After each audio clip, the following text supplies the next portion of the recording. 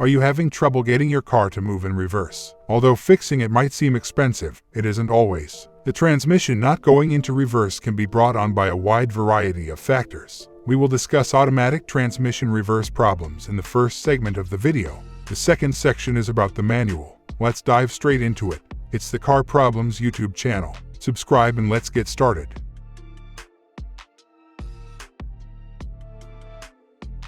Transmission range sensor. A transmission range sensor is frequently mounted on the outside of the gearbox in vehicles. This sensor detects the gear you've chosen from the gear stick and determines whether it corresponds to the sensor on the gear stick. The transmission might not recognize that you want to go into reverse if this sensor is calibrated incorrectly or is reading incorrect data, and it will do nothing instead. Checking the values sent from the transmission control module to the engine control unit is the simplest way to learn this. To make sure the TCM recognizes when the gear stick is in R, you can frequently check live data. This sensor has a setting that occasionally needs to be adjusted on some car models. Frequently, a diagnostic tool is required to adjust this sensor. This sensor may also be mounted inside of your transmission, which could make replacement more challenging.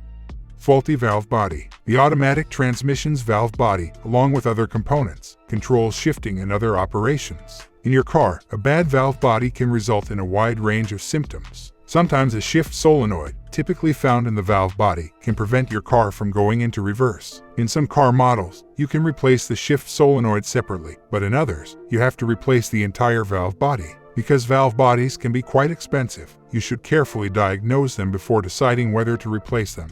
Low transmission fluid level. For the wheels on your car to turn, the transmission needs to transfer engine power. Low transmission fluid levels could prevent the transmission from building up sufficient fluid pressure to move your car. Since you only looked for reasons why your car wouldn't go into reverse, I assume your car does not go forward when you have a low transmission level. However, it is simple to check the transmission fluid level, and doing so can reveal a lot about the issue.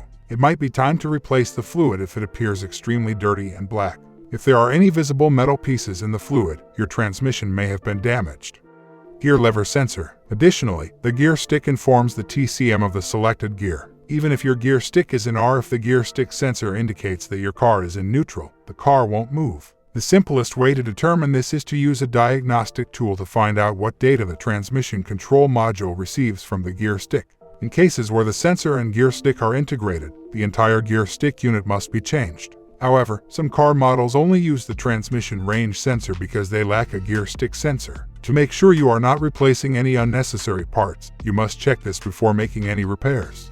Broken teeth on reverse gear. The car must be connected to a reverse gear in order to move in reverse. If this reverse gear were to become damaged, your car might be unable to move in reverse at all. Reverse gear repairs are frequently very expensive, and it is frequently more cost-effective to replace the entire gearbox or transmission with a used one. Although uncommon, you should thoroughly rule out all other possibilities before looking into this issue.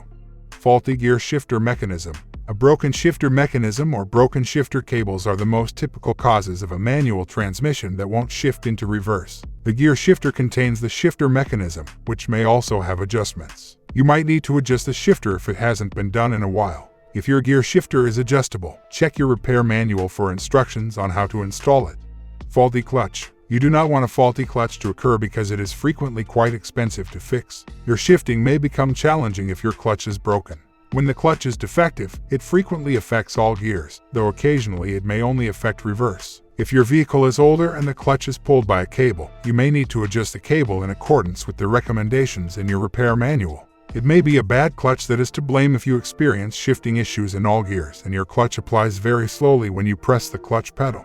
Faulty shifter cables. Steel cables are frequently used to connect the transmission and gear stick in front-wheel drive vehicles. These steel cables are frequently adjusted to make sure that shifting is effortless and painless. It might stop shifting into some gears, like the reverse, if you haven't adjusted these settings in a very long time.